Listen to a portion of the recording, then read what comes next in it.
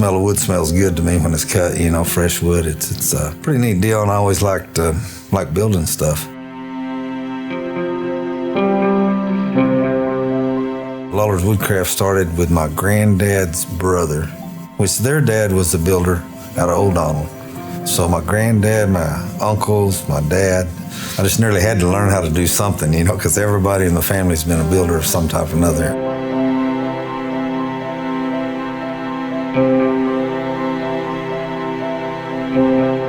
I started when I was a kid. I guess I was probably less than 5 years old.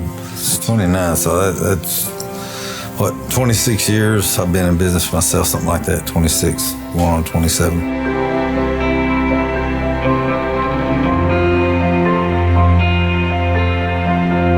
It's a challenge when you try something new.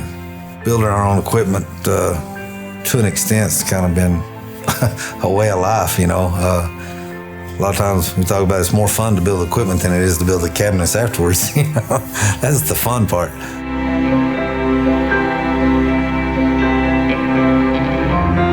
I decided I was going to build a CNC, you know, for cutting out part of the cabinet parts, just to see, you know, how well it worked and all this. I'd never seen one run.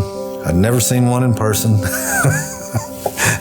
I Googled it online and started studying it, and studied and you know, looked at a lot of different designs and this, that, and other, and then I built one.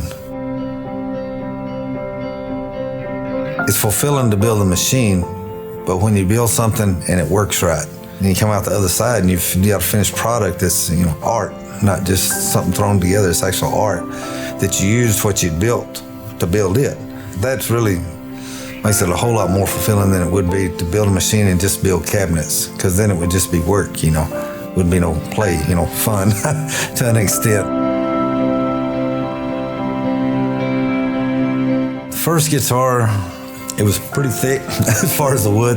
I measured it with a tape. I didn't know, you know, that they were measured, you know, down to 1/1000th of an inch. You know, we guess, oh, that's about 1/8 of an inch, you know, something like that.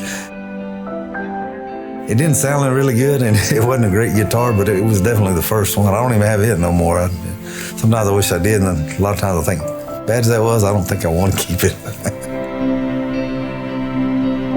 I believe God gave me the talents that I have.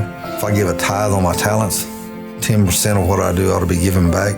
That's where I believe most of the true blessing as far as the talent goes. If you don't use it, you lose it. I mean, that's kind of biblical too, really. The thrill to be able to go out and do what you really love to do every day. Man, it's hard to shut down 14, 15 hours a day. You know?